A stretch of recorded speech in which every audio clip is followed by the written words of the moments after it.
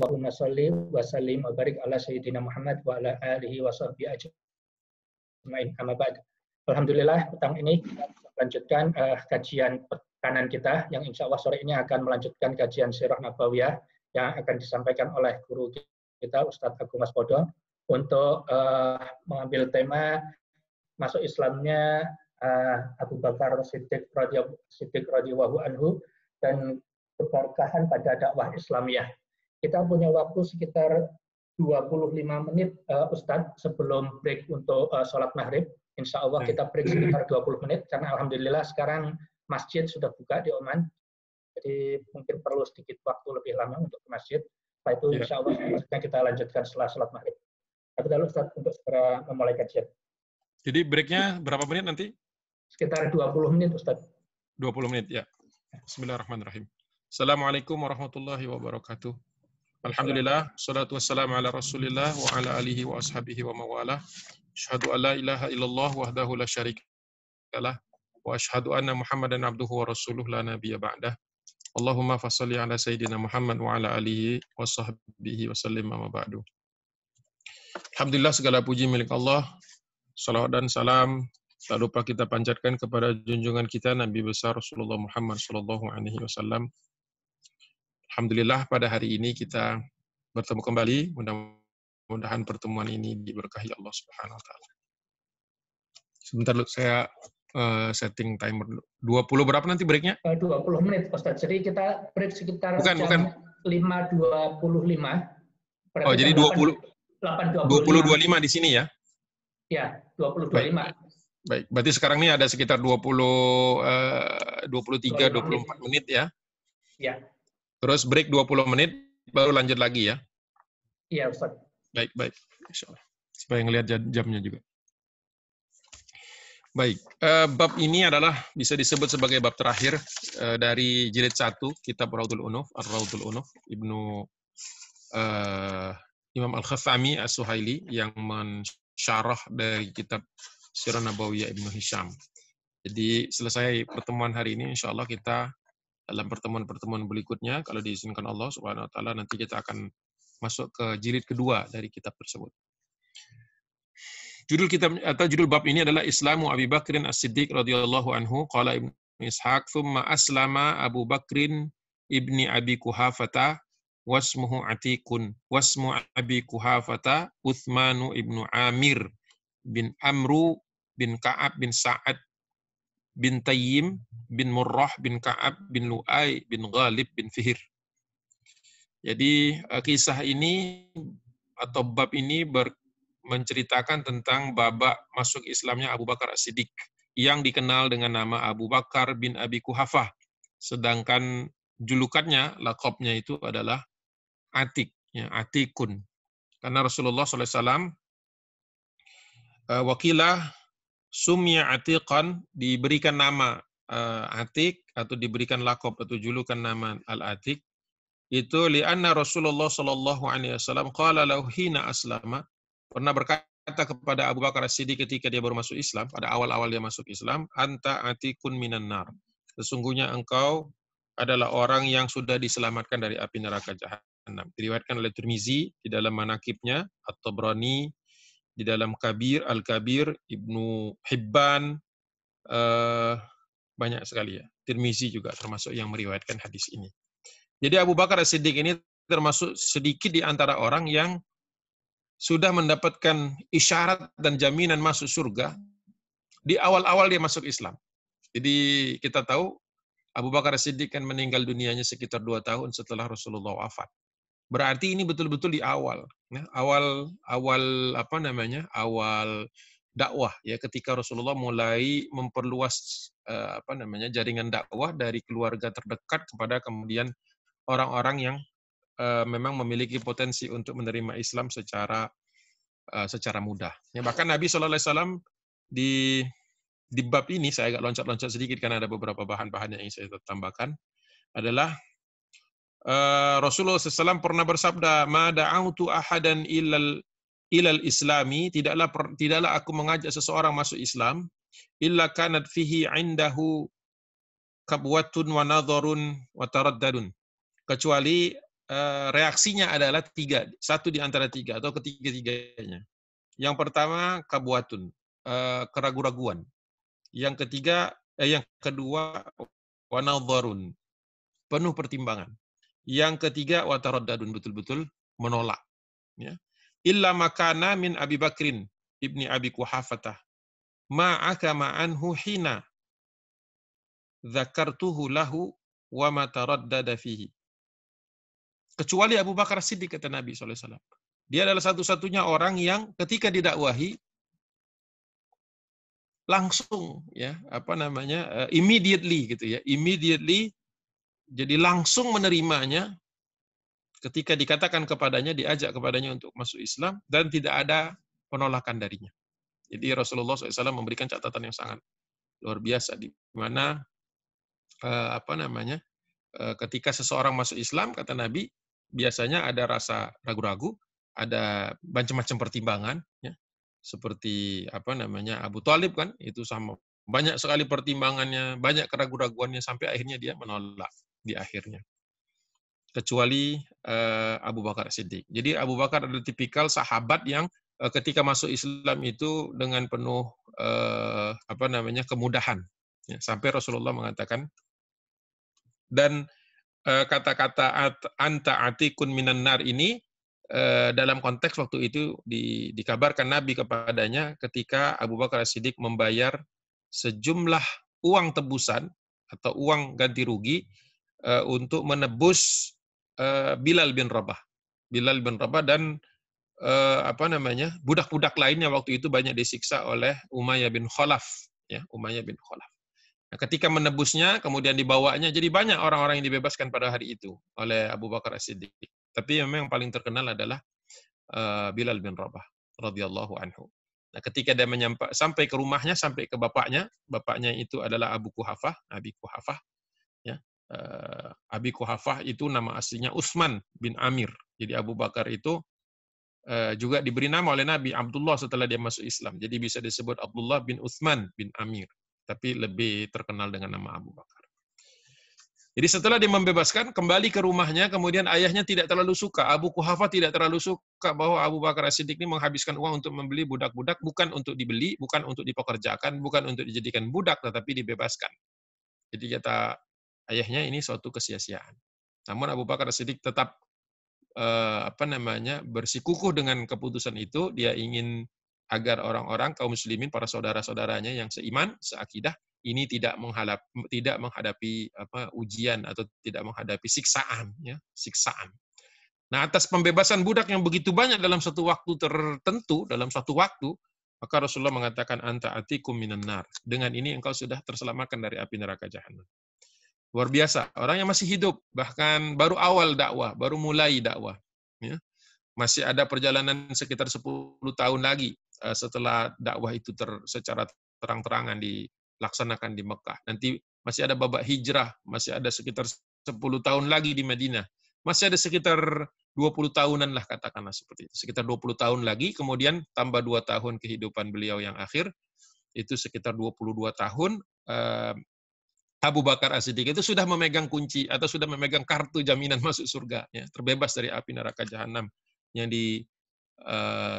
informasikan, disampaikan oleh Nabi Muhammad SAW. Nah, seperti apa orang yang bisa sosoknya seperti apa sosok Abu Bakar As-Siddiq sehingga dia memperoleh itu semua? Ya, bagaimana? Kita lihat di sini bahwa ditambahkan keterangan lagi oleh Ibnu Ishaq di dalam hadis yang beliau peroleh.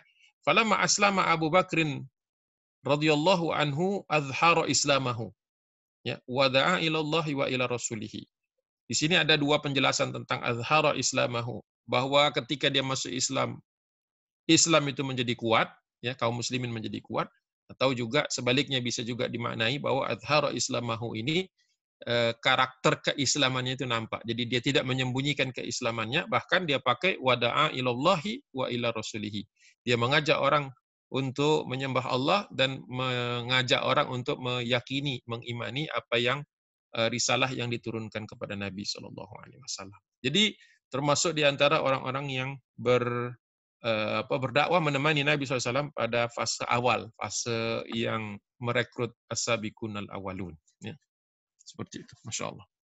Kemudian, wa kana Abu Bakrin, di antara sifat-sifat Abu Bakar As-Siddiq yang diketahui, wa kana Abu Bakrin rajulan mu'allafan liqaumihi muhabbaban sahlan. Jadi karakter dasar dari Abu Bakar As-Siddiq itu adalah seorang laki-laki yang dicintai oleh kaumnya, dan mereka yang dia mencintai dan dicintai oleh kaumnya. Ya, jadi mudah mencintai Abu Bakar As-Siddiq itu seseorang yang juga terbiasa meringankan beban orang. Ya. Jadi hampir tidak ada manusia ketemu Abu Bakar baik di zaman jahiliyah dia sebelum masuk Islam, di era jahiliyah bukan Abu Bakar jahiliyah. Di era jahiliyah Abu Bakar As-Siddiq sebelum bersyahadah, sebelum Nabi SAW diutus sebagai Rasul dan kemudian berdakwah dan kemudian dia mengimani dakwah tersebut, mengimani apa yang dibawa oleh Nabi SAW. Baik setelahnya maka orang-orang sepakat bahwa Abu Bakar As-Siddiq itu baik sebelum dia masuk Islam dan lebih baik lagi tentu saja setelah masuk Islam. Jadi orang yang dicintai dan dia mencintai kaumnya dan kaumnya juga mencintai balik kepada dirinya. Ini orang yang terkenal di dalam kaumnya. Jadi bukan orang yang terpisah atau teralienasi dari kaum. Jadi kebaikan Abu Bakar Siddiq juga menjadi kebaikan bagi orang-orang di sekitarnya. Dan di antara kelebihannya yang lain, wa kana ansaba Quraisyin li Quraisyin wa a'lama Quraisyin biha wa bimakana fiha min khairin wa syarrin. Di antara salah satu dampak atau efek dari dia gampang membantu orang, suka membantu orang adalah dia mengetahui perihal nasab dari orang-orang Quraisy ini. Nasab itu keturunan garis keturunan orang-orang Quraisy. Dan karena dia biasa membantu orang lain, tidak pernah ada orang yang datang kepadanya dengan membutuhkan pertolongan kecuali dia tolong. Wa alama Quraisyin biha. Dia mengetahui kebiasaan orang Quraisy sampai kepada wa bimakana fiha min khairin wa syarrin. Baik itu kebaikan maupun keburukannya. Jadi orang-orang kalau menghadap atau bertemu dengan Abu Bakar As-Siddiq itu segan. Makanya Rasulullah SAW mengajak Abu Bakar untuk berdakwah. Ya, sering mengajak Abu Bakar. Fa aslama bidu'aihi, dan banyak orang masuk Islam melalui dakwah yang disampaikan oleh Abu Bakar As-Siddiq, di antaranya yang disebutkan di sini Utsman bin Affan radhiyallahu anhu, wa Zubair ibn al-Awwam radhiyallahu anhu, Abdurrahman bin Auf radhiyallahu anhu, wa Sa'ad bin Abi Waqqas radhiyallahu anhu, wa Talhah bin Ubaidillah radhiyallahu anhu. Kalau kita sebut 1 2 3 4 5 nama ini tadi, 5-5-nya ada ahlul jannah. 5-5-nya juga termasuk di antara 10 orang yang Rasulullah kabarkan dijamin masuk surga. Jadi dia berdakwah, ngajak orang berdakwah, orang-orang diajak ini pun pada masuk surga. Maka tidak pelak lagi bahwa Abu Bakar As-Siddiq pun tentu saja adalah ahli surga. Kita tahu urutannya itu pernah Rasulullah sebutkan di antara 10 orang yang dijamin masuk surga itu dari Abu Bakar As-Siddiq, Umar bin Khattab. Kalau Umar kan masuk Islamnya memang agak ke tengah, sekitar tahun ke-6 kenabian atau 6 dakwah di Mekah ya. Seperti itu. Jadi memang bukan melalui dakwahnya Abu Bakar As-Siddiq. Jadi 10 orang tadi, Abu Bakar, Umar, Utsman, Ali bin Abi Thalib, kemudian ada Abdurrahman bin Auf, kemudian Az-Zubair bin Awam, kemudian Talhah bin Ubaidillah, Sa'ad bin Abi Waqqas, Sa'id bin Zaid, kemudian yang terakhir adalah Abu Ubaidah bin Al-Jarrah. Jadi dari 10 orang tadi, 5 diantaranya didakwahi oleh Abu Bakar As-Siddiq. Dan dia termasuk orang yang pertama diisyaratkan oleh Nabi, mungkin orang yang paling awal mendapatkan jaminan surga. Namun ternyata walaupun sudah dijaminkan atau sudah dipastikan masuk surga oleh Nabi SAW, beliau tidak kemudian mengambil jalan yang sederhana atau mengambil jalan yang santai gitu, atau mengambil jalan yang biasa-biasa saja. Justru kita melihat bahwa setelah mendapatkan isyarat yang baik tersebut, ya bukan baik lagi ya kesannya, mendapatkan isyarat yang paling mulia yang bisa didapatkan oleh manusia, itu jaminan masuk surga, beliau tidak pernah menghentikan atau mengendurkan dakwahnya. Nah ini mungkin perlu kita renungkan bahwa Abu Bakar As-Siddiq yang sudah punya jaminan masuk surga saja masih terus berjuang, berdakwah, bahkan menginfakkan seluruh hartanya nanti. Ada babak beliau menginfakkan seluruh hartanya di Madinah nanti. Nah bagaimana dengan kita yang belum punya tiket apa-apa, belum ada suatu jaminan apa-apa, ya bahkan kita masih menanti-nanti kebaikan-kebaikan berupa husnul khotimah dan kemudian wafat dalam keadaan beriman kepada Allah, kemudian mendapatkan katakanlah kehidupan akhir, ya akhir kehidupan berupa kalimat-kalimat yang terbaik, ya afdhalul dzikri la ilaha illallah Muhammadur Rasulullah dan seterusnya. Mudah-mudahan kita juga bisa mendapatkan kemuliaan seperti ini walaupun tentu jauh di bawah Abu Bakar As-Siddiq radhiyallahu anhu, masyaallah. Ya. Dan berikutnya setelah itu di antara karakteristik Abu Bakar As-Siddiq, wa kana rajulan tajiran dza khuluqin wa ma'rufin, terkenal sebagai seorang pedagang besar yang bukan hanya kaya raya tetapi juga memiliki akhlak yang luhur dan semua orang tahu akan kebaikannya. Jadi seseorang yang baik dan yang mengetahuinya banyak. Jadi bukan hanya dikenal oleh penduduk surga tapi juga dikenal oleh penduduk bumi. Jadi kalau kita sering melihat di dalam meme gitu ya atau quote-quote bahwa tidak apa-apa tidak dikenal di dunia, yang penting dikenal di langit. Kalau Abu Bakar As-Siddiq dikenal di langit dan dikenal di dunia. Jadi kalau kita punya M-nya yang tinggi. Gitu. Jadi bukan berarti kita kemudian hidup sebatang kara atau sendirian, nggak ada yang tahu.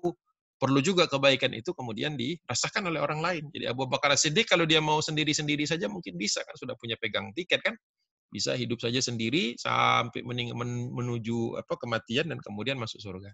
Tetapi tidak seperti itu. Beliau dikenal, ya. Jadi dikatakan ini dza khuluqin wa ma'rufin. Jadi terkenal akhlaknya dan terkenal kebaikannya dan orang pun mengenal kebaikannya. Wa kana rijalu qaumihi ya'tunahu wa ya'lafunahu li ghairi wahidin minal amr. Ya, bahwa laki-laki atau orang-orang yang ada di kaumnya itu selalu mendatanginya atau mencoba mendapatkan sesuatu darinya, ya, dan menyampaikan atau mengutarakan permasalahannya, ya, tanpa li ghairi wahidin minal amri, itu sampai nggak ada sesuatu pun yang tidak. Jadi tidak ada sesuatu yang tidak tidak ada suatu masalah yang kecuali mereka melibatkan Abu Bakar As-Siddiq, Masya Allah. Apa saja masalah yang biasanya orang datangi Abu Bakar itu di ilmihi wa tijaratihi wa husni mujalasatihi. Jadi orang mendatangi Abu Bakar As-Siddiq dalam rangka mendapatkan ilmu darinya. Jadi dia merupakan satu pusat ilmu. Ya, jadi orang sudah tahu. Jadi ini bahkan sebelum beliau masuk Islam. Ya. Ini bahwa orang mendatangi Abu Bakar As-Siddiq karena memang orangnya luas wawasannya. Kemudian orang mendatanginya wa tijaratihi karena urusan perdagangan, ya, bisnis dan sebagainya. Jadi seseorang yang tidak pelit, orang yang berbagi, ya, orang yang kemudian kekayaannya ya membawakan berkah, ya, mendatangkan manfaat bagi orang lain. Wa husni mujalasati, bahkan terkenal sebagai orang yang enak untuk diajak diskusi. Jadi bisa jadi orang tersebut tidak dalam rangka bisnis, ya, datangnya bukan karena ilmu tertentu, ingin bertanya tentang suatu ilmu, tetapi bisa jadi orang tersebut hanya untuk sekadar ngobrol-ngobrol saja enak. Jadi Abu Bakar As-Siddiq ini betul-betul figur yang sempurna, ya, di kalangan manusia tentu saja.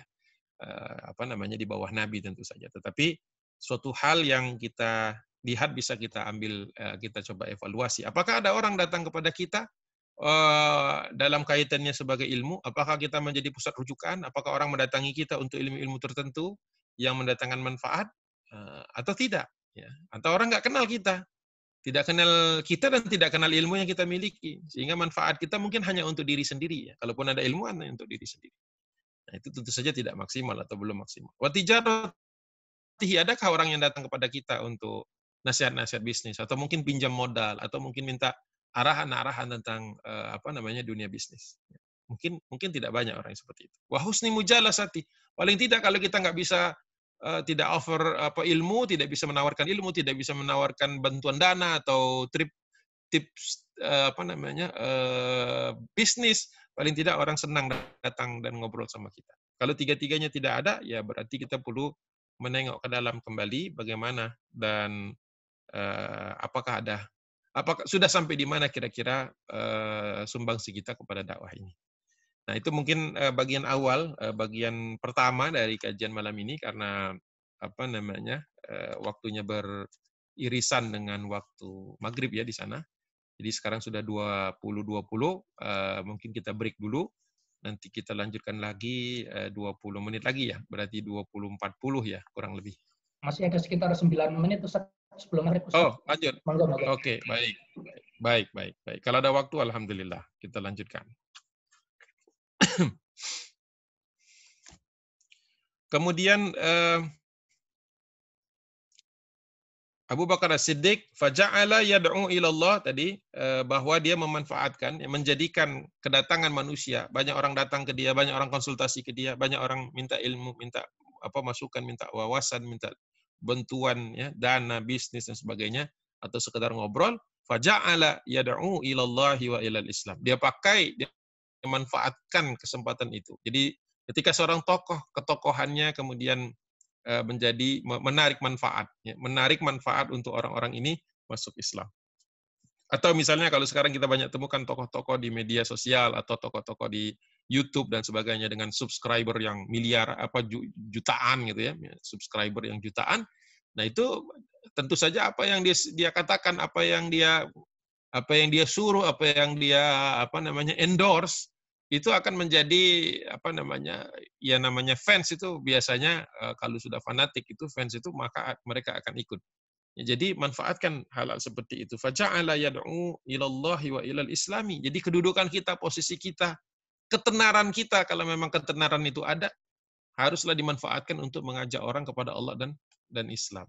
Jadi bukan dipakai hanya sebatas untuk memperpopulerkan diri atau memperkaya diri, tapi dipakai juga untuk membawa orang kepada kebaikan. Karena seseorang akan lebih mudah didakwahi ketika ya kita dakwahi juga, ya kita bantu juga keuangannya. Ya kita dakwahi juga, kita kasih ilmu juga. Atau kita dakwahi juga, terus kita bertutur kata dengan baik dengannya. Jadi tidak ada hal yang kemudian lebih manis daripada orang yang ngomong tapi juga berbuat. Ya. Jadi dia bisa menggabungkan antara ajakannya dengan realita kehidupannya. Masya Allah. Man wathiqa bihi min qaumihi, bagi orang-orang yang percaya kepadanya, orang-orang yang fikoh kepadanya. Ya. Jadi perlu juga kita membangun semacam barometer bahwa orang itu sikoh kepada kita, bahwa orang itu percaya kepada apa yang kita sampaikan. Makanya menjaga integritas, mengembangkan ilmu, tidak pernah berhenti belajar, gitu kan. Ini juga adalah dalam rangka membuat orang-orang fikoh kepada kita, bahwa kita adalah orang yang jujur, kita adalah orang yang berwawasan, orang yang bisa toleransi dengan berbagai pandangan selama masih di dalam koridor akidah tentu saja, dan seterusnya. Dan ini merupakan sesuatu yang dimanfaatkan secara maksimal oleh Abu Bakar Siddiq. Jadi dia tahu bagaimana menempatkan popularitasnya dia. Jadi bukan sekedar untuk untuk show off, bukan show of force ya, show ya kan ada penyakit juga tuh yang ingin tampil ya, ingin kelihatan dan sebagainya.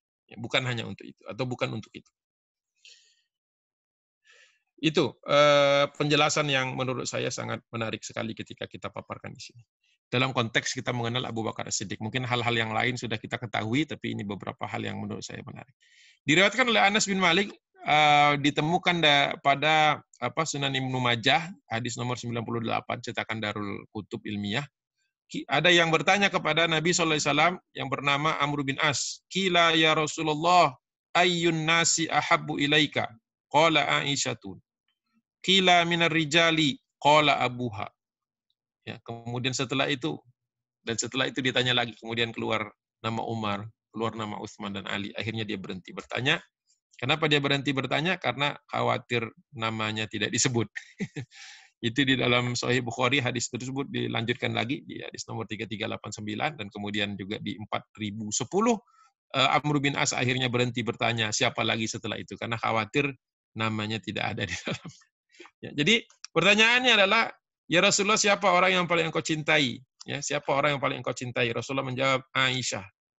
Kemudian setelah itu dari kalangan laki-laki siapa ya Rasulullah? Abuha, kata Nabi, bapaknya dia. Setelah itu Rasulullah Umar. Setelah itu siapa? Utsman. Setelah itu siapa? Ali. Setelah itu diam. Nggak nanya lagi. Takut namanya nggak masuk. Takut namanya nggak masuk. Jadi Rasulullah SAW menempatkan Abu Bakar Siddiq dalam posisi yang terhormat ya, di antara umat ini. Bahkan beberapa kali Rasulullah mengatakan bahwa Abu Bakar As-Siddiq satu-satunya nanti manusia yang akan dipanggil dari berbagai pintu surga. Jadi berpintu-pintu surga, penjaga pintu surga akan meminta Abu Bakar untuk masuk dari pintunya. Ya, Masya Allah. Kita satu pintu saja minta manggil-manggil kita udah seneng banget. Mudah-mudahan ya ada satu pintu minimum itu. Apalah pintu itu? Mungkin pintu sedekah, pintu birrul walidain, mungkin pintu thalabul ilmi, ya, dan sebagai atau pintu jihad fisabilillah juga ada, ya. Jadi ketika kita hidup di dunia ini, kira-kira amalan-amalan kita yang akan disayangi oleh Allah Subhanahu wa taala, yang akan dinilai tinggi, itu adalah nanti yang akan meminta kita masuk, ya, pintu-pintu yang akan meminta kita masuk ke dalam surga. Mudah-mudahan ada satu pintu saja minimum yang memanggil-manggil kita untuk masuk, itu sudah merupakan suatu kenikmatan yang akan luar biasa sekali. Jadi apa namanya, Masya Allah, ketika orang semulia Abu Bakar As-Siddiq ini ditempatkan Nabi dalam posisi yang apa namanya, yang tinggi. Ya, kita tahu juga Abu Bakar As-Siddiq walaupun kehidupannya sangat mulia, ya, Allah juga tidak luputkan beliau dari ujian. Ya. Bahwa istri dari Abu Bakar As-Siddiq yang pertama kali, ya, yang ketika dia memeluk Islam, istrinya itu bernama Qutailah binti Abdul Uzza. Qutailah binti Abdul Uzza itu melahirkan 2 orang anak untuk Abu Bakar As-Siddiq, yaitu Abdullah dan Asma binti Abi Bakar. Keduanya masuk Islam, alhamdulillah. Keduanya masuk Islam. Abdullah kita tahu membantu memuluskan rencana Abu Bakar, ya, ayahnya dan radhiyallahu anhu, dan Nabi Muhammad SAW untuk hijrah, ya. Termasuk yang mengintai, kemudian memberikan masukan, memberikan informasi tentang bagaimana orang-orang Quraisy sudah mulai bosan mereka mencari Nabi, nggak ketemu-temu. Nah, barulah kemudian Nabi Muhammad SAW dan Abu Bakar As-Siddiq meninggalkan Kuathu. Juga Asma binti Abi Bakar juga tahu kita bahwa yang membawa makanan, ya, dalam keadaan sebenarnya waktu itu sedang hamil, ya, membawa makanan untuk ayah dan Nabinya SAW. Jadi dua-duanya masuk Islam. Hanya saja ibunya, ya, Qutailah binti Abdul Uzza ini tidak bersedia ikut ke dalam agama yang diikuti atau yang diimani oleh suaminya. Ya, sehingga nanti Nabi SAW menyuruh untuk menceraikannya ketika sudah ada perintah untuk itu. Dan diceraikan oleh Abu Bakar As-Siddiq. Nah, ketika diceraikan, Abu Bakar As-Siddiq kemudian menikahi sebagaimana rekomendasi Nabi SAW, yaitu Ruman binti Amir. Ya. Dari situlah kemudian nanti akan lahir Abdurrahman bin Abi Bakar dan kemudian Aisyah binti Abi Bakar. Itu nanti kita akan kisahkan lagi nanti setelah 20, setelah kita kembali lagi supaya nggak putus nanti kisahnya. Mungkin itu yang bisa saya sampaikan, sudah menjelang 20.30. Billahi taufiq wal hidayah. Assalamualaikum warahmatullahi wabarakatuh.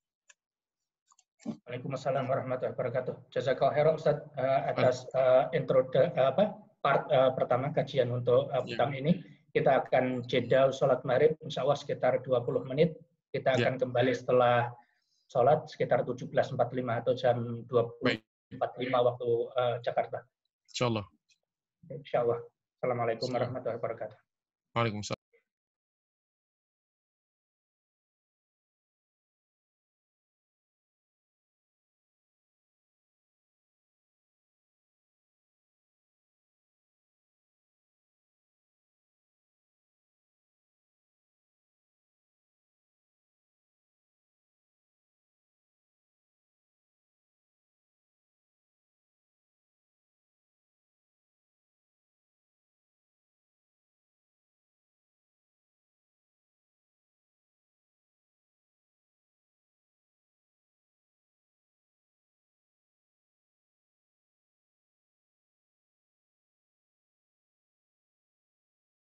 Asyhadu alla ilaha illallah wahdahu la syarikalah wa asyhadu anna Muhammadan abduhu wa rasuluhu la nabiyya ba'dah.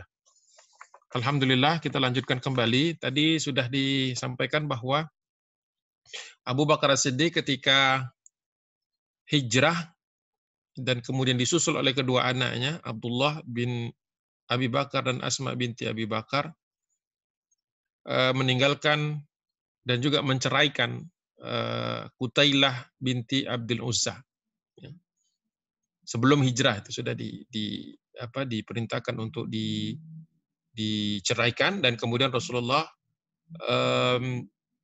menganjurkan Abu Bakar As-Siddiq untuk menikahi Zainab, atau dikenal dengan nama lengkapnya Ruman bintu Amir. Ya, Zainab binti Amir atau Ruman. Ya.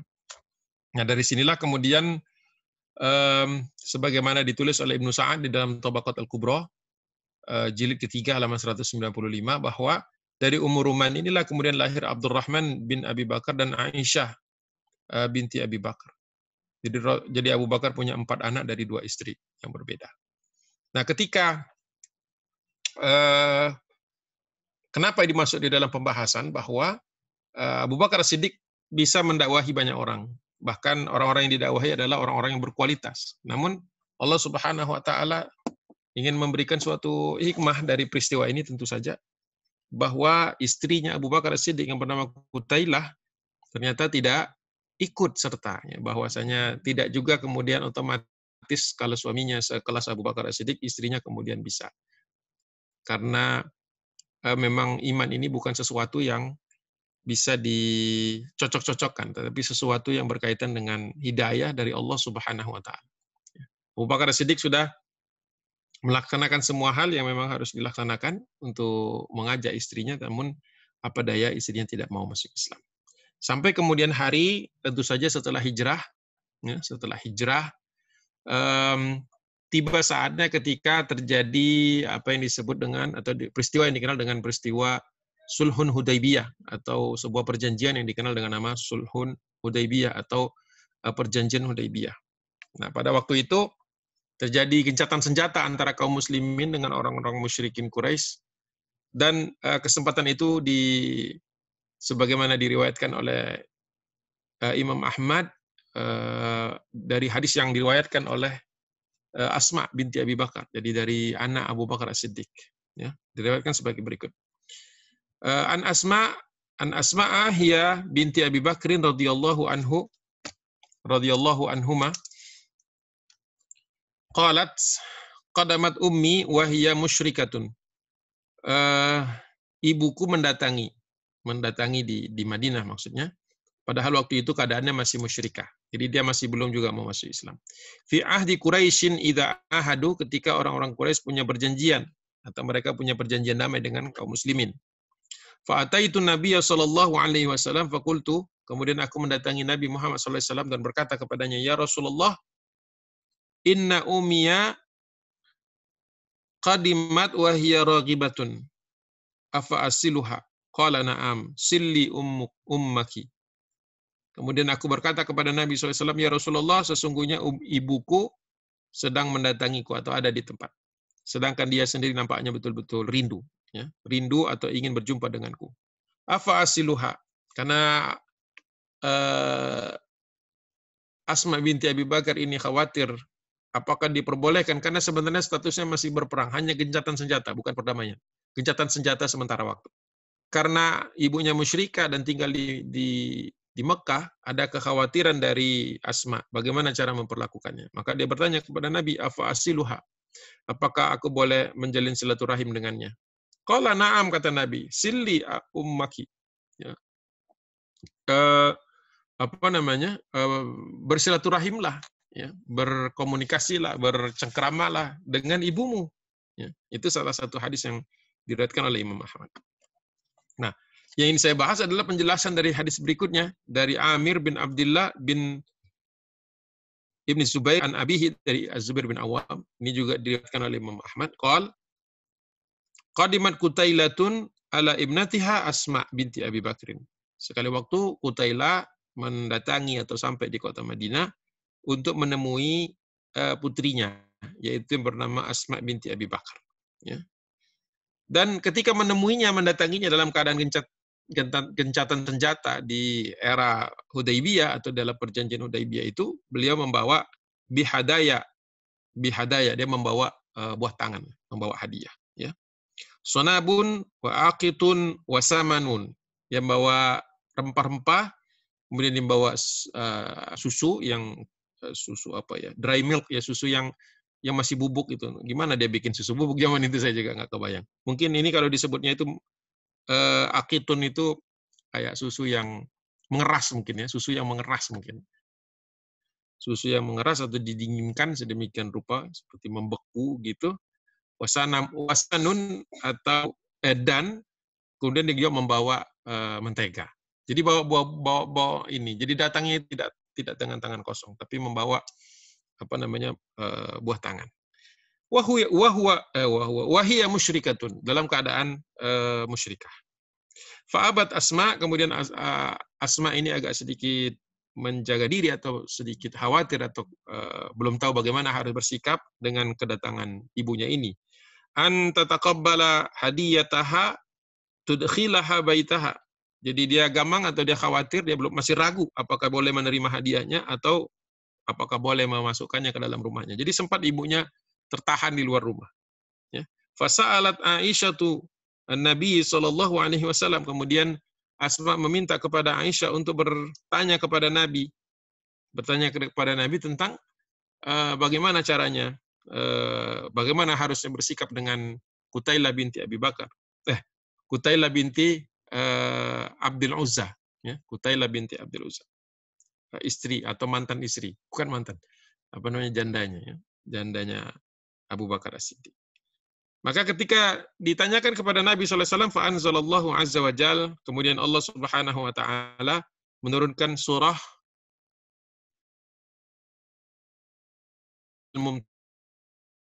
Bismillahirrahmanirrahim.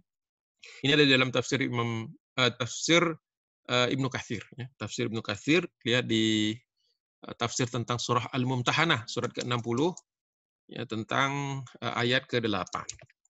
A'udzubillahi minasyaitonir rajim. Bismillahirrahmanirrahim. La yanhaakumullahu 'anil ladzina lam yuqatilukum fid din wa lam yukhrijukum min diyarikum an tabarruhum wa tuqsitu ilaihi wa tuqsitu ilaihim innallaha yuhibbul muqsitin. Shadaqallahul azim.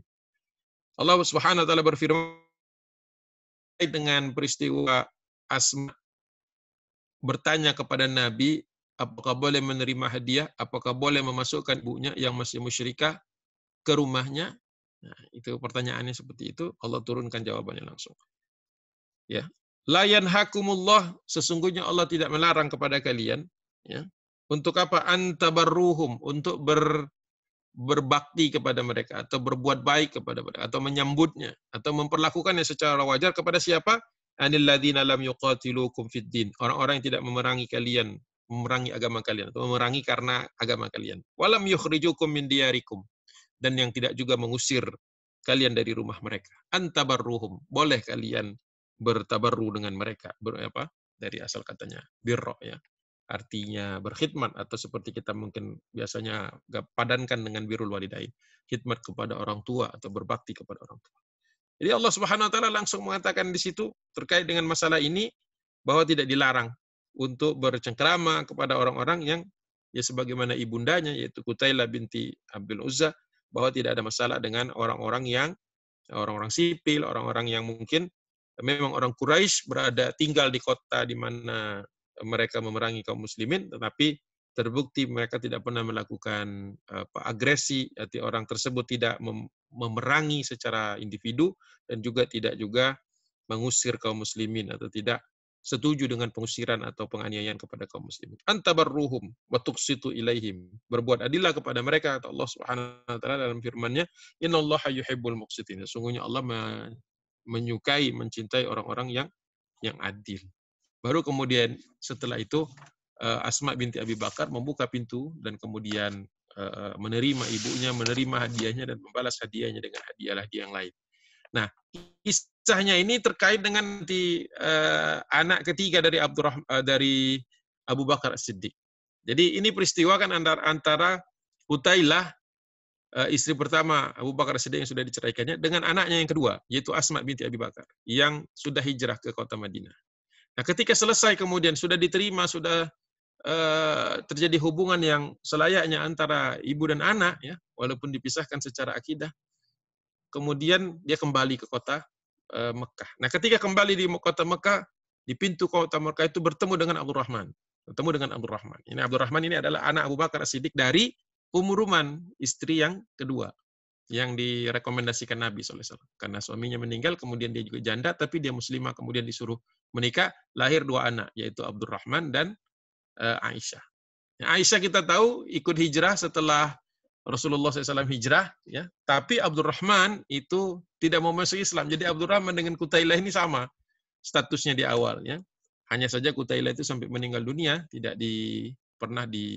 ada yang meriwayatkan bahwa dia masuk Islam. Tapi sedangkan Berbeda dengan Abdurrahman bin Abi Bakar, bahwa ketika Qutailah pulang ke Mekah, ya, ditemui di tengah jalan sama dia atau di pintu masuk kota Mekah, dia bertanya tentang bagaimana orang-orang di Madinah dan bagaimana mereka memperlakukan Qutailah binti Abdul Uzza. Dia mengatakan saya diterima oleh anak saya dengan baik dan seterusnya, dan sampai akhirnya terbukalah hati dari Abdurrahman bin Abi Bakar ini. Kemudian dia mengendarai kudanya, tunggangannya, kemudian dia berangkat ke Madinah dan menyatakan keislaman. Jadi setelah sekian lama dia menolak agama ayahnya atau agama yang Islam yang dibawa oleh Nabi SAW dan dipercaya oleh bukan hanya ayahnya ya, tapi adik-adiknya yang lain ya, kakak dan adiknya Abdullah, Asma dan kemudian Aisyah. Namun justru setelah itu alhamdulillah dia mendapatkan hidayah. Jadi ayat surah Al-Mumtahanah ayat ke-8 tadi memberikan gambaran yang sangat-sangat menarik menurut saya, bahwa ketika seseorang memang sudah waktunya untuk mendapatkan hidayah, ternyata yang memuluskan langkah dia memeluk Islam justru bagaimana perlakuan Asma kepada ibunya. Ya. Ini banyak aspek sebenarnya yang bisa kita bahas, namun karena waktu kita memang tidak terlalu banyak, tidak terlalu panjang di sini, saya cukup menggarisbawahi bahwa Abu Bakar As-Siddiq kemudian bergembira. Ya, Aisyah mengatakan, ayahku meneteskan air matanya ketika Abdurrahman bin Abi Bakar masuk Islam pada waktu itu. Kita tahu Abdurrahman ini dengan Abu Bakar As-Siddiq, dengan ayahnya pernah bertarung di Badar dan pernah juga saling melakukan tebasan-tebasan di perang Uhud, ya. Bahkan saling melemparkan perkataan-perkataan ketika di pertempuran penggalian parit di perang Hondak, ya, seperti itu. Namun setelah sekian tahun akhirnya dia masuk Islam. Jadi ketika ditanya, ya dia terkesan dengan bagaimana perlakuan kaum muslimin dengan Qutailah. Mereka menghormati itu. Masya Allah. Ya. Nah, Ruman kita ketahui seorang muslimah, istri dari Abu Bakar As-Siddiq, dan termasuk orang yang juga dermawan. Sama seperti Abu Bakar. Jadi ketemulah, cocok gitu ya.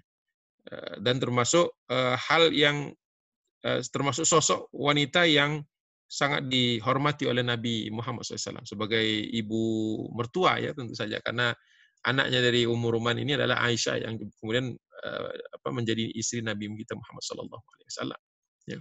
Nah, bagaimana penghormatan itu tercermin ketika Ruman meninggal dunia. Ya, ketika meninggal dunia, Rasulullah termasuk yang mengangkat mengiringi jenazah itu bukan mengangkatnya, mengiringi jenazah itu sampai ke Baqi, dan kemudian setelah dikuburkan Rasulullah bersabda, ya. Ini sebagaimana diriwayatkan dalam Tabaqat Ibnu Sa'ad, ya. Tabaqat Ibnu Sa'ad. Nabi SAW kemudian bersabda di kuburan dari Ruman tadi, ya, ibu dari Aisyah, ibu kandung dari Aisyah radhiyallahu anha, mertua dari Nabi Muhammad SAW, man sarrahu an yanzura ila imra'atin min al-hurin 'ain falyanzur ila Ruman. Kata Nabi SAW, barang siapa yang berkenan, ya, berkenan untuk meneladani, an yanzura di situ bukan sekedar melihat tetapi meneladani, karena yang tidak ada lagi yang bisa dilihat. Ruman sudah meninggal, jenazahnya sudah dikuburkan. Jadi Rasulullah hanya memberikan pidato pendek, tapi pidato pendek ini adalah pidato yang sangat menyentuh hati. Karena kata Nabi, barang siapa yang berkenan, yang sudi untuk melihat atau meneladani seorang perempuan minal hurin ain, dari perempuan yang penghuni surga, ya, dari mata yang jelita, itu maksudnya al-hurin ain ini adalah penghuni-penghuni surga, ya. Bidadari penghuni surga, falyanzur ila Ruman, kata Nabi. Maka hendaklah dia meneladani kehidupan dari Ruman. Ya. Jadi Masya Allah, ini wanita yang perempuan atau muslimah atau istri dari Abu Bakar As-Siddiq yang memberikan dorongan, memberikan persetujuan, ya, atau sepakat dengan suaminya ketika menginfakkan seluruh hartanya. Ya, ketika Rasulullah membutuhkan infak dan sedekah dari para sahabat, ada yang memberikan sepertiganya, ada yang memberikan seperempatnya, ada yang memberikan setengahnya seperti Umar bin Khattab, tapi Abu Bakar As-Siddiq memberikan seluruh dari harta yang dia miliki pada saat itu. Sebagaimana diriwayatkan dari hadis Imam Ahmad, yang disahihkan oleh Imam Bukhari, jilid kedua, halaman 253, hadis nomor 366. Rasulullah bersabda, dengan infak dan sedekah yang begitu besar waktu itu, dan menghabiskan seluruh hartanya, kata Nabi, ma nafa'ani malun Abi Bakrin. Tidak pernah dalam sejarah, dalam kehidupan Nabi, ada harta yang bermanfaat, ya, sebermanfaat harta yang pernah diinfakkan oleh Abu Bakar As-Siddiq.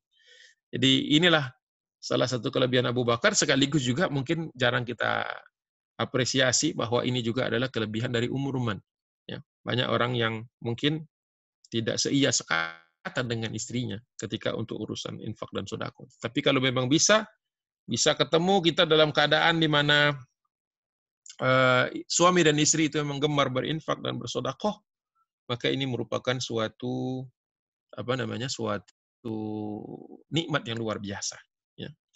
Jadi di dalam kalau tadi dalam hadis riwayat Imam Ahmad di Ibnu Majah, hadis yang sama juga yang disahihkan oleh Imam Bukhari, an Abi Hurairah radhiyallahu anhu qala Rasulullah SAW, ma nafa'ani malun qattu ma nafa'ani malun Abi Bakrin. Tidak pernah ada harta yang bermanfaat sebermanfaat harta yang diinfakkan oleh Abu Bakar As-Siddiq. Mendengar hal tersebut, Rasulullah SAW Abu Bakar As-Siddiq fabaka Abu Bakrin. Fabaka Abu Bakrin. Ya. Bercucuran air mata Abu Bakar As-Siddiq. Wa qala hal ana wa mali illa laka ya Rasulullah. Bukankah aku dan hartaku atau apa yang aku miliki itu semuanya adalah milikmu ya Rasulullah. Jadi lebih lengkap lagi itu penjelasan bahwa Abu Bakar As-Siddiq ketika dipuji oleh Nabi Muhammad SAW tidak larut di dalam pujian, ya, tidak kemudian menyombongkan dirinya. Bahkan sebalik dia mengatakan, bukankah itu sesuatu yang wajar ya Rasulullah, ya? Setelah menangis Abu Bakrin, Masya Allah, ya, orang dipuji oleh Rasulullah nangis, ya, bukan senyum-senyum, ya, cengar-cengir, bukan. Ketika dipuji oleh Nabi kita Muhammad SAW, fabaka, bercucuran air mata dia, ya. Bercucuran air mata, bukan bilang gue lah dan sebagainya seperti manusia sekarang. Ketika dipuji malah menepuk dada, dia mengatakan hal ana wa mali illa laka ya Rasulullah. Bukankah aku dan hartaku adalah milikmu semua ya Rasulullah. Ya. Seperti itu cara. Jadi kalau kita ingin tahu apa rahasianya, apa rahasianya seorang Abu Bakar As-Siddiq dan Ummi Ruman bisa dengan mudah menginfakkan hartanya? Karena mereka merasa hartanya itu bukan miliknya, tapi milik Allah dan Rasulnya. Kalau sudah seperti itu, ya mungkin kita ya jauh banget ya. Bagaimana kita bisa sampai ke tahapan ini? Allahu a'lam bishawab. Mungkin kita terlalu cinta kepada harta kita atau cinta dengan apa yang Allah berikan, padahal semua itu hanya titipan. Ya. Masya Allah. Ya. Itu Abu Bakar As-Siddiq. Ya. Seorang manusia yang nyaris sempurna kalau kita berbicara tentang bagaimana dia mendakwahi keluarganya saja mungkin di situ. Itu pun tentu saja di luar kemampuannya, bukan sesuatu yang bisa diatur sedemikian rupa. Ya, mungkin sempurna secara manusia, secara manusiawi. Ya, Rasulullah SAW juga kan setelah berdakwah sekian lama juga Abu Thalib meninggal dunia tanpa beriman kepada Allah dan Rasulnya. Jadi ya memang ini kehidupan kita ya, salah satu fakta-fakta kehidupan. Masya Allah. Kemudian setelah Ummi Ruman meninggal dunia, Abu Bakar As-Siddiq kemudian diperintahkan Nabi untuk menikahi seorang janda lagi. Masya Allah ya. Dapat perintah dari Nabi untuk menikahi janda lagi. Siapa dia? Asma binti Umais. Ya, Asma binti Umais. Zaujah Ja'far. Ya, Zaujah Ja'far bin Abi Thalib. Kita tahu kisahnya, mereka berdua ini adalah suami istri yang hijrah ke Habasyah, hijrah ke Ethiopia. Kemudian setelah sekian lama di sana dengan permasalahan maupun perlindungan yang diberikan oleh Raja Najasyi, kemudian mereka pulang. Ketika pulang mereka sudah tahu Nabi SAW sudah hijrah ke Madinah. Jadi pulangnya bukan ke Mekah, pulangnya ke Madinah. Ketika pulang ke Madinah itu bertepatan dengan perjalanan Nabi SAW untuk menggempur orang-orang Yahudi di Khaybar. Maka mereka langsung begitu sampai di Madinah, meletakkan barang saja langsung berangkat lagi ke Khaybar. Makanya mereka mendapatkan harta ghanimah, ya, dibagi oleh Nabi, walaupun peperangan Khaybar sudah hampir selesai. Seperti itu. Nah, kemudian kembali ke Madinah, tidak lama setelah itu, 1 tahun setelah itu, Rasulullah memberangkatkan rombongan menuju peperangan Mu'tah ke wilayah Bizantium. Nah, itu yang salah satu di antara 3 pemimpin yang Rasulullah wasiatkan untuk memimpin kaum muslimin adalah Ja'far bin Abi Thalib. Ketika berperang di Mu'tah, kemudian syahid dengan tangannya kiri kanan tertebas, yang memegang panji-panji kaum muslimin, Jibril datang kepada Nabi di Madinah memberitahu bahwa Ja'far sudah syahid. Rasulullah kemudian naik ke atas mimbar menyampaikan berita, memuji-muji Allah, ya, dan memuji Ja'far bin Abi Thalib, dan memberitahukan kepada kaum muslimin bahwa dia sudah syahid. Kemudian Rasulullah turun dari mimbarnya, kemudian mendatangi rumah tempat tinggal dari keluarga Ja'far bin Abi Thalib. Dia temui Asma binti Umays sedang menjemur kulit-kulit kambing, kulit unta, kulit domba gitu. Ya, karena memang beliau adalah memiliki satu kehebatan, itu wanita yang memang kuat badannya, kekar badannya. Jadi menyembelih hewan dan kemudian menguliti kulitnya dan kemudian menjemurnya dan dijual. Ya, dijual dalam berbagai macam rupa. Nah, ketika ditemui oleh Nabi, Rasulullah mengatakan bahwa suami sudah wafat di medan perang. Dia hanya menghentikan sebentar itu pekerjaannya dan bertanya menoleh kepada Nabi, bertanya kepada Rasulullah, apakah dia syahid? Kemudian kata Nabi, dia salah satu di antara para penghulu syuhada. Terus dia mengatakan alhamdulillah, dan dia terus lagi melanjutkan pekerjaannya. Jadi satu hal saja yang dia perlukan dari suaminya, bahwa kepastian suaminya syahid. Tidak lama setelah itu Rasulullah kembali lagi dan menceritakan bahwa aku akan menikahkanmu setelah iddahnya ini sudah selesai, aku akan menikahkanmu dengan seorang yang lebih baik daripada suaminya. Lebih baik daripada suaminya. Ya. Kemudian Asma binti Umays berkata kepada Nabi, bertanya, siapa ya Rasulullah yang lebih baik daripada seorang yang sudah syahid seperti Ja'far bin Abi Thalib? Kata Nabi, ada nanti setelah selesai iddahmu. Kemudian setelah selesai iddahnya, didatangkan kepada Asma binti Umays sekaligus juga mengkhidbahnya, yaitu Abu Bakar As-Siddiq. Dan Asma binti Umays menerimanya, menunjukkan bahwa betul bahwa dia sepakat bahwa pilihan Nabi, bahwa Abu Bakar As-Siddiq secara ketakwaan, secara derajat di sisi Allah lebih tinggi daripada Ja'far bin Abi Thalib. Itu istri ketiga Abu Bakar As-Siddiq, dan dikaruniai seorang anak namanya Muhammad. Jadi tadi dari Qutailah tadi ada Abdullah, ada Asma. Kemudian dari istri keduanya Ruman ada Abdurrahman, dan kemudian ada Aisyah. Kemudian istri yang ketiga adalah Asma binti Umays. Ini setelah Ruman meninggal dunia. Itu nama anaknya Muhammad. Kemudian meninggal dunia juga Asma binti Umays. Kemudian Abu Bakar As-Siddiq menikahi seorang Ansariyah. Namanya Habibah binti Kharijah Al-Ansariyah Al-Khazrajiyah. Jadi menikah dengan orang Khazraj. Di situ dikaruniai seorang anak. Rasulullah sudah meninggal dunia dan diberikan nama anaknya itu sebagaimana nama anaknya Nabi, salah seorang dari putri dari Nabi Muhammad SAW, yaitu Ummu Kulthum. Jadi Abu Bakar As-Siddiq terakhir sebelum meninggal dunia hanya memiliki 6 anak, ya, dari 4 istri yang masing-masing tidak pernah bertemu langsung. Jadi Qutailah sudah dicerai, kemudian Ruman meninggal dunia, kemudian Asma juga meninggal dunia, baru Habibah. Dan kemudian setelah itu Abu Bakar As-Siddiq meninggal dunia. Dan meninggalkan kepada kita sebuah kisah yang akan sulit sekali bagi kita, atau bahkan tidak mungkin bagi kita untuk mengulanginya. Ya, bagaimana keutamaan-keutamaan bagi beliau Abu Bakar As-Siddiq radhiyallahu anhu. Wallahu a'lam bishawab. Mungkin itu waktu yang saya bisa sampaikan atau saya bisa tambahkan dari kajian ini di bagian kedua. Mudah-mudahan bermanfaat, mudah-mudahan kita bisa mengambil hikmah dari kehidupan Abu Bakar As-Siddiq versi singkat ini, versinya Ibnu Hisham, dan saya tambahin dari Ibnu Sa'ad, ya, dari Tabaqatul Kubra, dan juga dari Ibnu Katsir, tafsir Al-Quran Al-Azim terkait dengan surah Al-Mumtahanah ayat ke-7 dan ke-8 sebenarnya. Cuman saya ambil 8-nya saja karena waktu kita nggak cukup. Mungkin itu yang saya bisa sampaikan. Mohon maaf atas segala kekurangan. Billahi taufiq wal hidayah. Assalamualaikum warahmatullahi taala wabarakatuh. Waalaikumsalam warahmatullahi wabarakatuh. Jazakallahu khairan Ustaz atas tausiahnya. Sangat menarik riwayat singkat atau biografi singkat dari sahabat Abu Bakar radhiyallahu anhu, mulai dari beliau masuk Islam hingga wafatnya, termasuk keluarga-keluarganya, istri dan keturunannya. Semoga kita bisa meneladani beliau semuanya. Amin. Insyaallah. Masih punya waktu Ustaz untuk Ya. sesi tanya jawab? Bisa. Monggo bagi jamaah yang punya pertanyaan yang ingin disampaikan kepada Ustadz, tafadhol untuk langsung saja disampaikan ke Ustadz.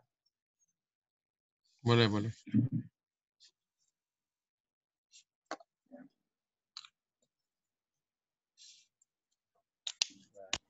Assalamualaikum. Waalaikumsalam warahmatullahi wabarakatuh. Siapa ini? Muhlis, Ustaz. Masya Allah Pak Muhlis. Gimana Pak Muhlis? Alhamdulillah, Ustaz. Baik-baik. Sehat? Alhamdulillah. Bagaimana, Ustaz? Apa kabar? Alhamdulillah. Selamat buat anak yang baru wisuda. Ya, wisudanya udah lama. Kita cuma ngambil toga aja kemarin. Ngambil toga sama ngambil ijazah, jadi ya ditemenin. Nggak ada acara offline-nya, nggak ada. Wisudanya online. Insya Allah. Alhamdulillah. Amin. Ustaz, pertanyaannya Soal Khadijah apa Aisyah? Tentang Abu Bakar.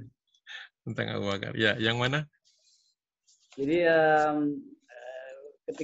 yang cerita bahwa Abu Bakar menyumbangkan semua Hartanya. Kemudian kalau nggak salah waktu itu ada persaingan yang bagus dengan Umar bin Khattab ya. Ya. Dan Umar bin Khattab menyatakan menyerah setelah melihat kejadian itu bahwa saya akan bisa bersaing dengan Abu Bakar. Jadi apakah itu mengindikasikan bahwa apa yang dilakukan Abu Bakar itu hanya bisa dilakukan oleh Abu Bakar gitu. Sementara kita sebagai Muslim yang level seperti saya seperti ini ya, minimal saya lah, itu sebaiknya ya nggak usah so jago lah sampai nyumbangin seluruh harta kayak Abu Bakar gitu. Jadi apakah memang hanya berlaku untuk Abu Bakar saja tindakan itu suatu hal yang baik buat semua pihak, atau masih bisa kita panuti juga gitu loh pada suatu saat gitu. Terima kasih Ustaz. Semoga jelas pertanyaannya.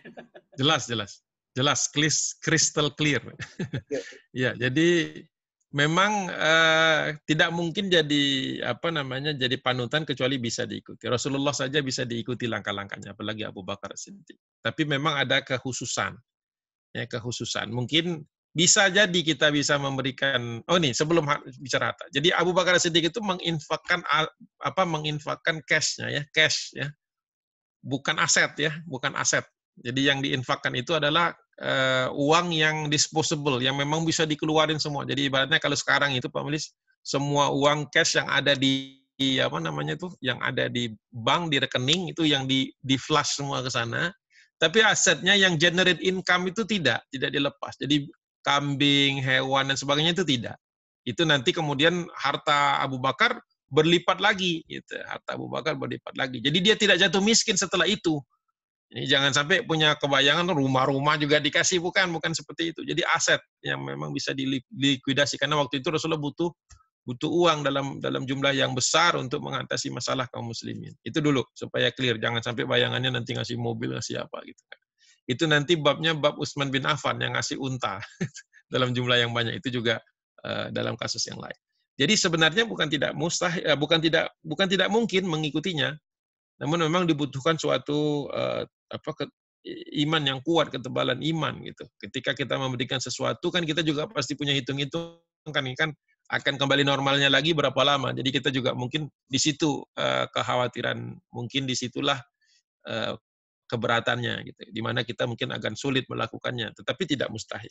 Abu Bakar Siddiq menunjukkan itu, dan kalau Ibnu Sa'ad membahasakannya itu bukan hanya terjadi sekali. Gitu. Jadi Abu Bakar itu bukan cuma sekali itu tok gitu. Jadi ngasih banyak, terus akumulasi lagi, kemudian ngasih lagi. Jadi jadi sebuah kebiasaan gitu. Ngasih itu totalitas. Makanya kata Umar, baru setelah itu. Jadi bukan waktu pertama kali aja melihat. Gitu.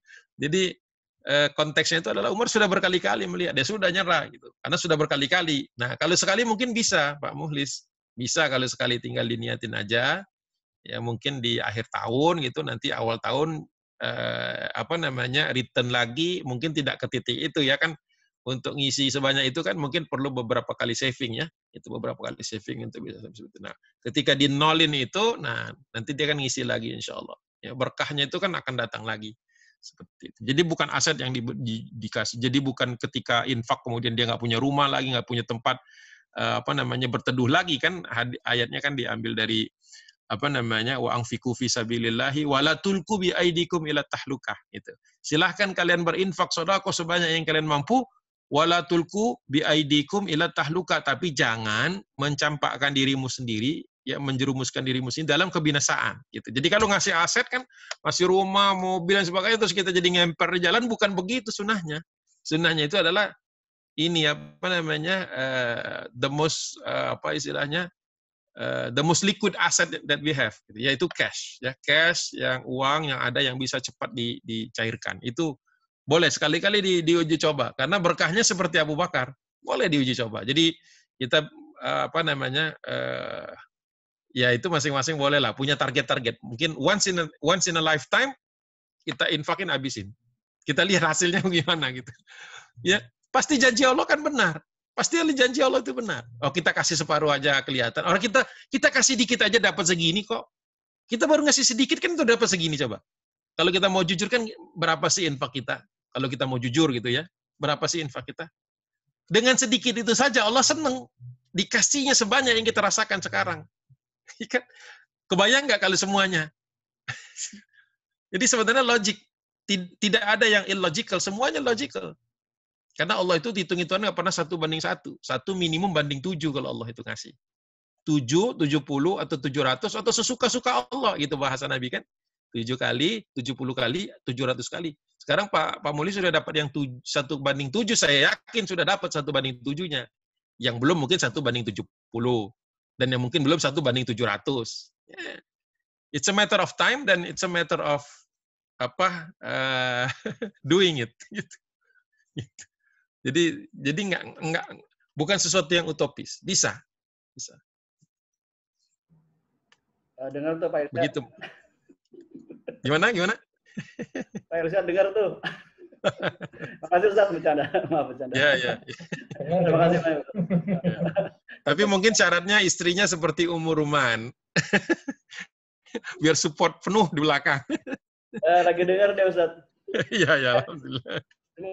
Bukan nggak dengerin maksudnya. Iya, kalau Ummu Ruman kan ini nih Abi mau infak semuanya langsung gitu kan. Mau infak semua, jangan. Nah, kalau istrinya jangan, nah itu lain lagi ceritanya. Berarti selesaiin dulu itu, beresin dulu itu gitu, kasih penjelasan dulu. Karena pasti ada dialog antara Abu Bakar dengan Ummu Ruman kan. Orang berdua ini memang cocok gitu kan. Abu Bakar As-Siddiq itu kan ya, 2 kali loh beliau menikah itu atas rekomendasi Nabi loh. Bener-bener baru milihnya itu yang terakhir. Jadi Pak Budi jangan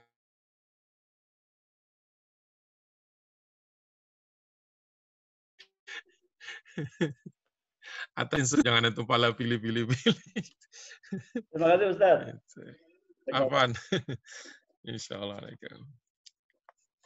Monggo bagi jamaah lain kalau punya pertanyaan, semoga masih ada waktu, paling tidak mungkin 1 pertanyaan lagi. Insyaallah. Pak Budi kalau matanya juga boleh kok, nggak dilarang Pak Budi. Monggo.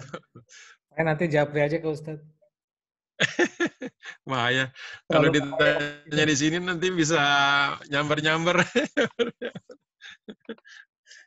Monggo jamaah yang lain.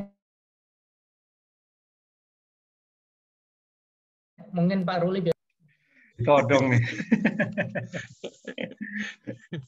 Ini aja Ustaz agak apa sekuensinya tadi Ustaz. Jadi istri yang pertama sudah dicerai tapi visit anaknya di Madinah gitu Ustaz ya. Iya, anaknya kan ikut hijrah. Nah, tapi anak yang kedua yang kakaknya Aisyah berarti yang masih kakaknya Aisyah. Ya, kakaknya Aisyah yang belum mau masuk Islam. Sempat berantem juga itu di Badar sama Abu Bakar. Serius juga berantemnya sama Abu Bakar. Bertempur di Badar. Ada babnya itu.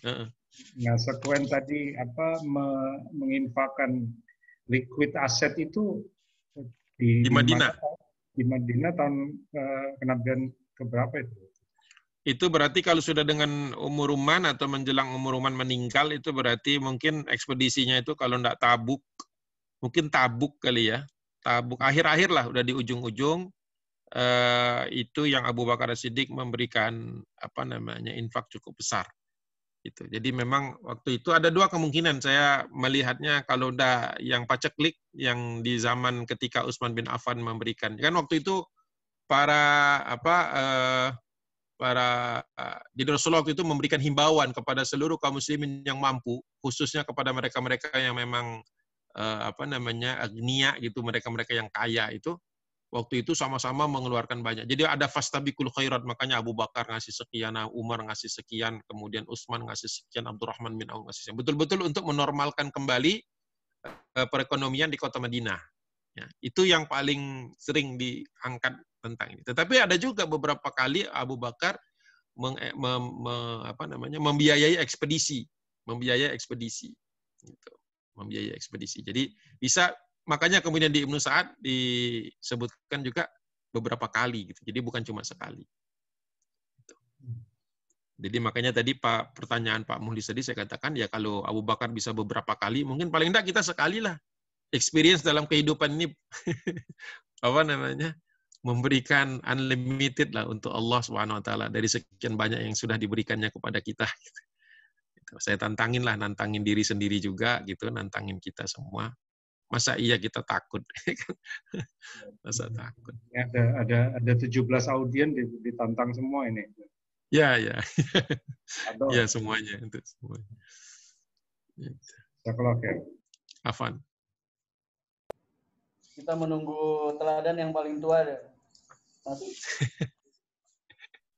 Apa paling tua? Cek KTP. Cek apa namanya? Paspor kalau di sana ya. Oke, jika tidak ada pertanyaan lagi, pertemuan kali ini insya Allah kita cukupkan sampai di sini. Semoga kita bisa mendapatkan manfaatnya dari ilmu yang kita peroleh ini. Tafadhol Ustaz, semoga berkenan untuk menutup kajian kita dengan doa. Baik. Sekedar mengabarkan kabar gembira bahwa jilid 1 sudah selesai kita. Berarti nanti pertemuan bulan Desember, kalau masih ada pertemuan dijadwalkan di bulan Desember, kita akan bahas jilid kedua dari Ar-Raddul Unuf ini. Kita masuk kepada masa ketika dakwah mulai mendapatkan tantangan secara serius, secara sistematis, secara berat. Alhamdulillah termasuk sedikit nih yang istiqomah sampai habis satu buku gitu ya. Insya Allah mudah-mudahan. Alhamdulillah. Ya, mudah-mudahan. Ya? Ada ujian nggak, Ustaz? Jangan nanti pada kabur kalau diuji-uji. Lagian saya juga nggak qualified untuk nguji-nguji siapapun. Buat nguji diri sendiri aja. Pak Mukhlis aja yang ujian sendiri, Ustaz. Insya Allah. Jadi begitu, alhamdulillah kita sujud syukur juga, ya kita tasyakur, kita juga bersyukur kepada Allah Subhanahu Wa Taala. Di dalam masa pandemi ini masih Allah berikan kesempatan untuk menuntaskan satu kitab, 1 dari 4. Jadi itu sebenarnya Ar-Raddul Unuf itu 4 jilid. Jadi ada nanti kita masuk jilid kedua, entah kapan selesai 2-3 tahun ya. Pertemuan berikutnya nanti kalau di Oman ini, kalau catatan saya ini tanggal berapa? Tanggal 20 pertemuan ke-29. 29 kali saya ngisi kajian. Termasuk yang datang ke sana, termasuk yang melalui teleconference ya. Saya juga berterima kasih kepada teman-teman semua di sini, para masyayikh, para guru, para ustadz, para bapak-bapak dan ibu-ibu yang saya hormati. Dengan dulu pernah ke Oman dan kemudian dilanjut dengan teleconference, saya lebih ready ketika semua kajian akhirnya online gitu ya. Jadi saya merasa terbantu sekali dengan teman-teman di sini bahwa saya sudah terlatih ngomong sendiri di ruangan ngomong sendiri. Dulu berat banget itu, ya Allah Pak Budi ada-ada aja saya suruh ngomong sendiri di sini. Tapi ternyata akhirnya tahun 2020 kepake gitu ya, Masya Allah ya. Sudah terbiasa ngomong sendiri. Teman-teman yang lain nih, yang para asatis yang ini ngeluh juga ke saya, bukan ngeluh, saya curhat gitu ya. Susah ngomong sendiri gitu. Biasanya ada yang dengerin, ada. Ya saya bilang alhamdulillah saya sudah training. Sudah training. Jadi jazakumullah khairan katsira kepada antum semua. Jadi ana lebih well prepared. Nggak ada yang tahu ya, 2018 dulu nggak ada yang tahu bakal ketemu seperti ini, tetapi ternyata Allah siapkan semua. Jadi jazakumullah khairan katsira. Mudah-mudahan Allah balas dengan jannahnya insya Allah. Amin. Baik, sama-sama kita tutup dengan berdoa kepada Allah Subhanahu wa taala. Bismillahirrahmanirrahim. Alhamdulillahirabbil alamin. Hamdan naimin, hamdan syakirin, tayyiban barakan katsiran, hamdan yuafi ni'amahu yukafi mazidah. Ya Rabbana lakal hamdu kama yanbaghi li jalalikal karim wa 'azimi sultanik, wassalatu wassalamu ala asrafil anbiya'i wal mursalin wa ala alihi wa ashabihi ajma'in. Allahumma ighfir lil muslimina wal muslimat wal mu'minina wal mu'minat al ahya'i minhum wal amwat. Innaka sami'un qaribun mujibud da'wati ya qadi wa yal hajat. Allahumma ighfir lana wa liwalidina warhamhuma kama rabbawna shighara. Rabbana la tuzigh qulubana ba'da idh hadaitana wa hab lana min ladunka rahmah innaka antal wahhab. Rabbana zalamna anfusana wa illam taghfir lana wa tarhamna lanakunanna minal khasirin. Allahumma a'ina ala dzikrika wa syukrika wa husni ibadatik. Allahumma inna na'udzubika min jahdil bala wa darkis syaqa wa su'il qada wa syamatatil a'da. Allahumma inna na'udzubika minal barasi wal jununi wal juzami wa min sayyi'il asqam. Allahumma inna na'udzubika min fitnati adzabil qabri wa min fitnati adabi jahannam wa min fitnatil mahya wal mamat wa min syarri fitnatil masihid dajjal. Ya aziz ya ghaffar ya qahhar ya jabbar ya hayyu ya qayyum ya rabbal alamin. Allahumma qsim lana min khasyatika ma tahulu bihi bainana wa baina ma'siyatik, wa min ta'atika ma tuballighuna bihi jannatak, wa min al-yaqini ma tuhawwinu bihi alaina masa'ibad dunya. Allahumma mati'na bi asma'ina wa absarina wa quwwatina ma ahyaitana waj'alhul waritha minna waj'al tha'rana 'ala man amanna wansurna 'ala man 'adana wa la taj'al musibatana fi dinina wa la taj'alid dunyana akbar hammina wa la mablagha 'ilmina wa la tusallit 'alaina man la yarhamuna bi rahmatika ya arhamar rahimin. Allahumma ya muqallibal qulub tsabbit qulubana 'ala dinik, ya musarrifal qulub sarrif qulubana 'ala ta'atik. Allahumma innaka taqabbal minna salatana wa siyamana wa qiyamana wa ruku'ana wa sujudana wa tammim takfirana ya rabbal alamin. Wa sallallahu ala sayyidina Muhammadin nabiyil ummi wa ala alihi wa sahbihi wa sallim. Abi Bakrin wa Umar wa Uthman wa Ali wa anis sahabati ajma'in birahmatika ya arhamar rahimin. Da'wahum fiha subhanakallahumma wa tahiyyatuhum fiha salam wa akhiru da'wahum anil hamdulillahi rabbil alamin. Billahi taufiq wal hidayah. Assalamualaikum warahmatullahi taala wabarakatuh. Waalaikumsalam warahmatullahi wabarakatuh. Jazakallahu khairan Ustaz. Salam. Terima kasih semua. Salam. Afan, salam juga untuk antum semua. Insyaallah. Ana izin dulu.